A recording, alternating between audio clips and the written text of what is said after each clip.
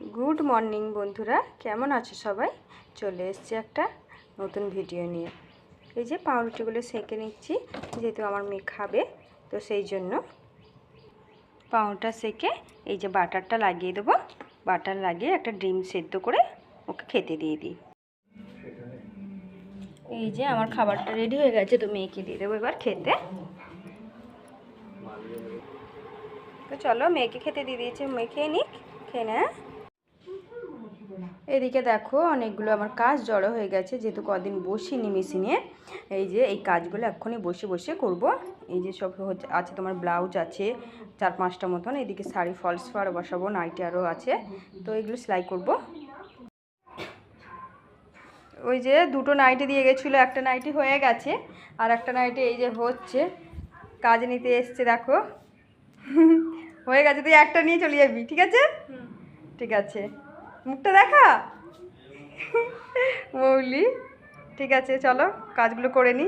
হ্যাঁ, তুমি রেডি হয়ে পড়েছো? দেখি তোমার মুখটা দেখি, আজকে তোমার এক্সাম আছে মা। ঠিক আছে,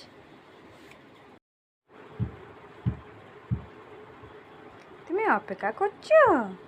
পাপা তোমায় আজকে নিয়ে যাবে, স্কুলে নিয়ে যাবে মা। ওরে বাবা, আমার মেয়েটা দেখতে দেখতে কত বড় হয়ে গেছে গো, স্কুলে এখন 5 পড়ছে। কি করছো তুমি? চম্পা ছিঁড়ছি। চম্পা ছিঁড়েছ? ঠিক আছে, পাপার হয়ে যাক, নিয়ে চলে যাবে। তুমি চান করছো? করে নাও, করে নাও। তো মেয়েকে আমি বলেছিলাম ডিম সেদ্ধ দেবো, সেদ্ধ না দিয়ে আমি অমলেটই করে দিয়েছিলাম, কারণ গোলমরিচ দেবো বলে ওর ওপরে, তো তার জন্য, কারণ খাওয়াও ভালো ওরকম করে। আর এদিকে দেখো মিঠু তো আমার চান করছে, আমার মিঠু সোনার অনেক অনেক চান হচ্ছে। দেখো ও যেহেতু অনেক দিন চান করেনি, তার জন্য ও না টাইমে আসে চান করতে, চান করে নেয়, চলে যায় আবার ঘুরতে, খাওয়ার টাইমে টাইমে বাড়ি আসে। সত্যি কথা বলতে কি, আমারও বিশ্বাস, মানে কি বলবো, মানে বিশ্বাস করতেই পারিনি যে আমাদের মিঠুটা এত তাড়াতাড়ি পোষ মেনে যাবে। ওর চান হয়ে গেছে দেখো, এত আরামে চান করেছে আজকে, যেহেতু অনেক দিন চান করেনি, তার জন্য আজকে মনে হচ্ছে অনেকটা করে চান করেছে, 1-1.5 মিনিট চান করেছে, এতক্ষণ করে এর আগে কোনো দিন চান করেনি। যেহেতু রোদও হয়েছে, ওর খুব ভালো লাগছে। আবার একটু কল খুলে দিতে হয়, যাতে ওর মাথাতে জলটা পড়ে ঝর্ণার মতো, তার জন্য।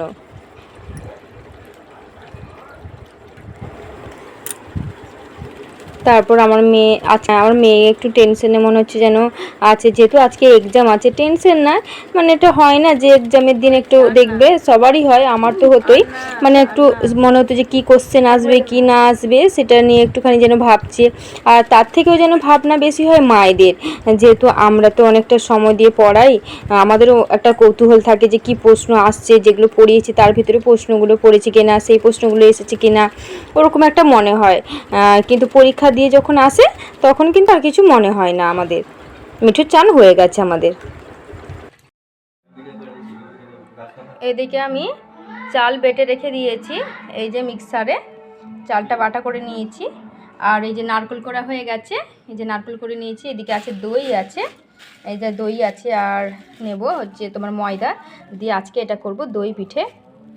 এই যে বেকিং পাউডারটা এনেছি, খাবার সোডা আনিনি আমি, যে বেকিং পাউডারটা থাকলে অন্য কিছুতেও দিতে পারবো, তো তার জন্য।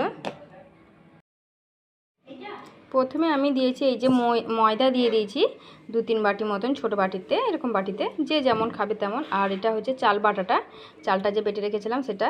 এবার দিয়ে দেবো হচ্ছে তোমার নারকেল কুড়ো দেবো, চিনি দেবো, তারপর এই যে নারকেল দিয়ে দিয়েছি, এবার দেবো চিনি দিয়ে দেবো, চিনি দিলাম। এবার ভালো করে মাখিয়ে তারপর দই দিয়ে মাখাবো। দইটা দিয়ে দিচ্ছি, এই যে পুরোটা 1 কেজি মতন দই আছে, 1 কেজি দই আমি দই পিঠে করব। আর এটা খেতে কিন্তু সত্যি সুন্দর হয়, খুবই সুন্দর হয় খেতে। আমাদের মিঠুর অবস্থা দেখো, ও খাবে বলে পুরো মাথা খারাপ করে দিচ্ছে। বাপ রে বাপ, আরে তোর কত খিদে পেয়েছে, দাঁড়া, এই তো খাবারটা আমাকে বানাতে দে। খাবারটা একটু বানাতে সবর দিচ্ছি। দাঁড়া, খাবি তো। খুব খিদে পেয়েছে নাকি মিঠু না? মিঠু সোনা, তোমাকে প্রচুর খিদে পেয়েছে? হ্যাঁ তোর প্রচুর খিদে পেয়েছে নাকি? দেখো না, ও খিদে পেয়েছে বলে তাড়াতাড়ি করে চলে এসেছে। ছাতু, খালি ছাতু পেলে ওর আর কিচ্ছু চাই না, বুঝেছো তো? ওর প্রিয় খাবার, আমাদের যেমন মাংস ভাত খুব পছন্দ, ওর তেমন ছাতুটাও খুব পছন্দ। ছাতু পেলে আর কি। আয় বাবা। আজকে দুপুরবেলা মেনুতে করেছিলাম মাংসের ঝোল ভাত, কারণ হচ্ছে আজকে রবিবার, তো সেই জন্য না আজকে একটু স্পেশাল করছি। আর দই পিঠে তো হবেই। দই পিঠেটা বিশেষ করে তোমার মানে যেটা আজকে খাবো এর থেকে বেশি না বাসি হলে বেশি খেতে ভালো লাগে।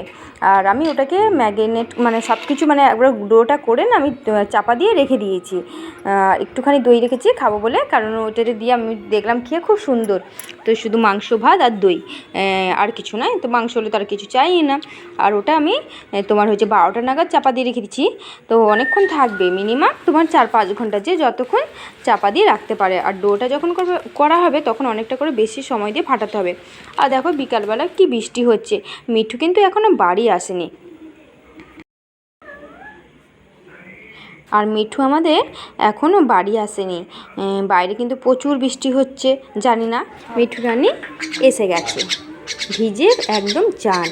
তুমি খাবে তো? খেয়ে নাও, তোমাকে পাপা খাইয়ে দিচ্ছে, তুমি খেয়ে নাও মিঠু, তুমি খেয়ে নাও। বাইরে কত বৃষ্টি হচ্ছে, তুমি ভিজে গেছো, চুলটাও তোমার ভিজে গেছে, দেখো তুমি। তুমি খেয়ে নাও মিঠু সোনা। মিঠু সোনা, তুমি খাচ্ছ, বাইরে কত বৃষ্টি পড়েছে, তুমি তো ভিজে গেছো, দেখো তোমার লোমগুলো সব ভিজে গেছে, পাখনা ভিজে গেছে, পালকগুলো ভিজে গেছে, তোমার মাথার চুল ভিজে গেছে। খেয়ে নাও মিঠু সোনা, আর খাবে না, আর ভালো লাগছে না, বাইরে বৃষ্টি, তুমি ভিজে তারপরে তুমি বাড়ি এসেছো। মিঠু আর খাবি?